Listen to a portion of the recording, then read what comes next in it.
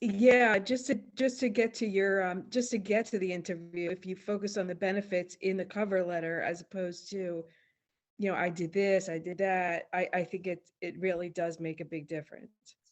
So one of the most, you hit on a really good point, and you're absolutely spot on.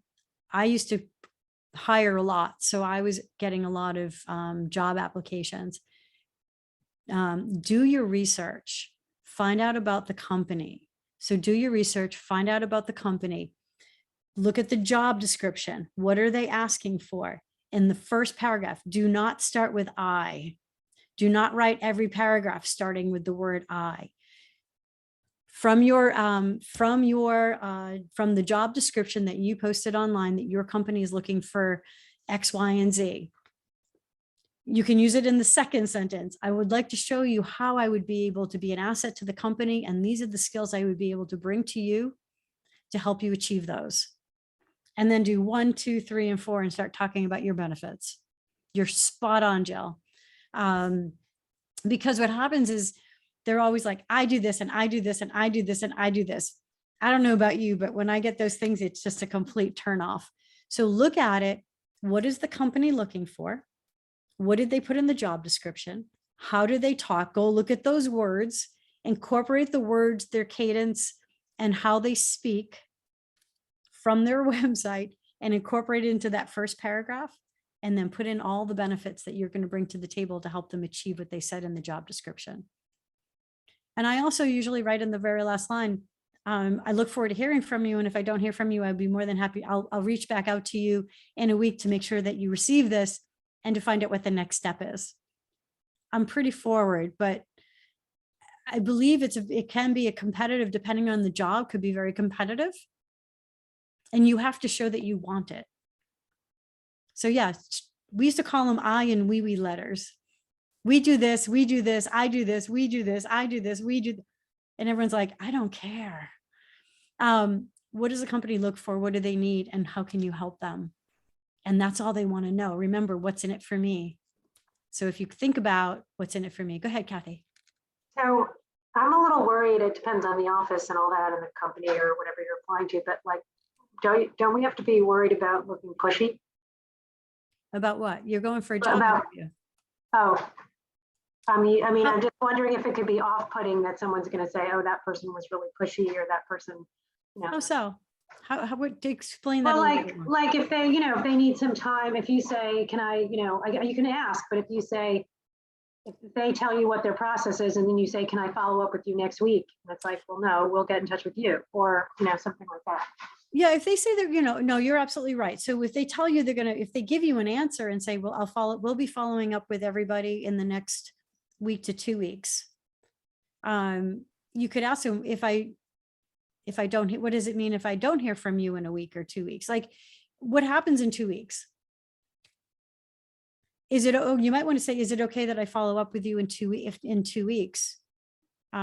Just if I haven't heard from you for any reason, because I know people get really busy and it sounds like you're interviewing a lot of people. So again, unassuming, not really pushy. Again, you want to be kind, right? I mean, we can ad lib here and, role play, but when you're sitting in front of somebody, obviously being respectful, being genuine, being sincere, I really feel I'm a good fit for this job, and I really am interested in moving forward with us. And I understand you have a process of, you're going to get back to us in a week or two. Would it be okay if I just followed up with you? And like 2 weeks, if for some reason I haven't heard back from you, would that be okay with you? I would still go home that night and send that email thank you note and write the handwritten note. Because that shows that you are interested. It shows that you put something extra out. That shows effort. That shows something addition. It just shows more.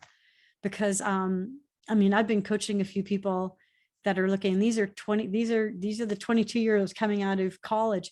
If it's not a text, they don't understand it. Like, I'm like, no, you need to send a note. You need to follow up.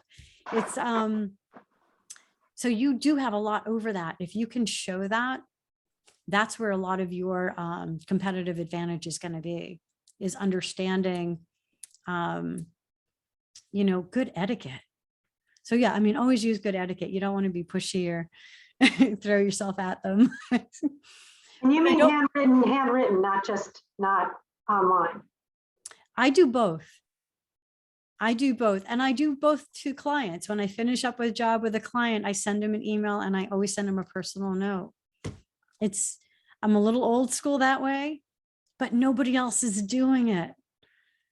And I get referrals because of it. Like, it's because Yes, it's hard during the pandemic because you don't know who's receiving that, but receiving what? you mail something, but I guess that's changing. Well, no, if you do an interview with somebody, you should know who's getting it, right? No, but you don't know, they're at home. Like, how would you send it to them? Oh, they're still getting stuff from work. I mean, yeah, some people. yeah, I would assume they're still getting, somebody has to be opening the mail. That's a really good point. I didn't even think about that before, but I have everybody's home, well, because I get everyone's addresses. But that's why you do both an email and for one thing, the email gives you quick turnarounds, so they know immediately that you're still interested, Yeah. and that. But the bigger impact is when the item arrives in the mail. But since you've already sent an email, you don't have to worry if there's a delay. So. And it doesn't hurt to go back to what Jill said too in the email. Thank you so much for your time. This is what I heard. This is what I believe I can bring to the table. And these are my skills. And just to reiterate about some of the features, some of the benefits that I would offer the company if I was given the opportunity to come work with you, or however you speak. That's how I speak. So you want to use your own voice and be authentic. Remember, use your own voice, because when you show up, you want to be you when you show up. But those kind of etiquette pieces really, that does make a difference, because they're also looking at how you're going to fit in with the rest of the people on the team, because you're probably going to work with other people. Can I mention a suggestion too that I did, and I was really glad I did, and I'd never done before. Yes. I just applied for a job and I was really interested in it, and I didn't get it, and I thought I was a good fit. So I asked the main person for feedback, and I assumed he was going to say no or send me like a one-line thing, like we had a lot of qualified candidates, we went with another person. But he actually spent a lot of time on the phone with me and gave me some really valuable feedback. I was kind of shocked, and it was so useful, and I was coming off differently in the interview than I realized.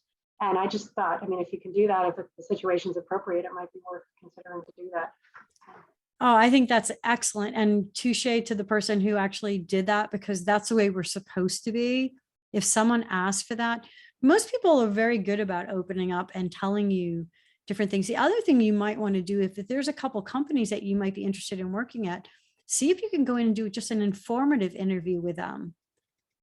It takes the pressure off, and then you have an opportunity to go in. And the other thing is that maybe now that you've made the connection, does this person know if somebody else who might be hiring that you might be a good fit? You might have just put yourself in a position where when another job opens, they might consider you because you took the initiative to do that. So congratulations. I'm proud of you, Cathy. Thank you. I'm proud of myself. You should be proud of yourself. That was excellent.